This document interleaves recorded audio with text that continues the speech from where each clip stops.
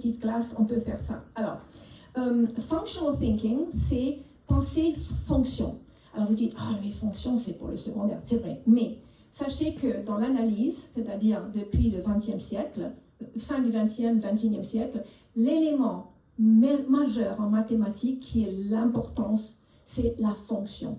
On est dans l'analyse. Ce n'était pas historiquement toujours le cas. L'histoire de la fonction est fascinante, mais f de x, f de y, g de x, vous avez tous fait ça, les fonctions. Les fonctions font quoi? Ils étudient la variation d'une ou plusieurs variables dans le temps ou dans l'espace. Et tout ce que nous voulons étudier en tant que chercheurs scientifiques, mathématiques, c'est comment changent les choses. Parce que quand quelque chose ne change pas, ce mur ne va pas changer d'ici demain, on ne va pas s'intéresser. Mais quand l'argent change dans la banque, la population change, la température change, tout ça, ça nous affecte et ça nous intéresse. Donc voilà, les fonctions à l'école sont simplifiées, il y a une variable ou deux, mais dans la vraie vie, quand on étudie un phénomène qui varie dans le temps et dans l'espace, ça dépend de plusieurs variables. Donc c'est fascinant. Alors, cette pensée algébrique contient la pensée, bien sûr, numérique, informatique et fonctionnelle.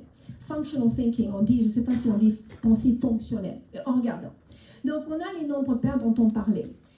Qu'est-ce qu'on peut faire pour représenter les différentes formes d'une fonction pour les tout-petits? On va regarder le nombre d'yeux, eyes, dans la classe. Donc, première chose, le concret, un enfant vient, on compte, on met au tableau. Un deuxième enfant, on met 4 yeux, 2 enfants. Troisième enfant, 4 yeux. Facile, ils comprennent, ils voient un pattern, un algorithme, une répétition, 2, 4, 6, 8. Peut-être c'est même avant les nombres pairs, peut-être c'est CP. Ok, représentation concrète. Représentation imagée d'une fonction, on fait un tableau. On a les enfants, un enfant, 2 enfants, 3 enfants, 4 enfants, et on fait les yeux, pas les vrais yeux, mais on met des petits points, donc on comprend. Ou peut-être un tableau, hein? Et peut-être on connaît même les nombres, on peut mettre des nombres. On peut les mettre verticales ou horizontales, la flexibilité, pas toujours dans un sens, il faut dans l'autre aussi.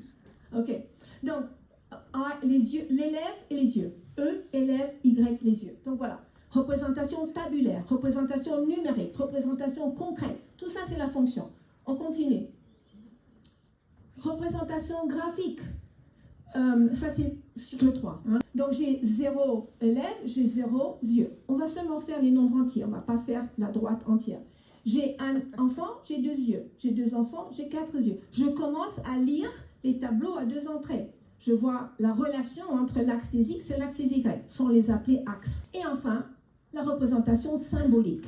Et ça a fait l'objet d'une recherche qui montre que quand on regarde la phrase, il y a 2 fois plus d'yeux que d'élèves. There are 2 times more eyes than students. Et d'ailleurs, la recherche, c'était there are 6 times more students than professors. C'était relation entre prof et élève.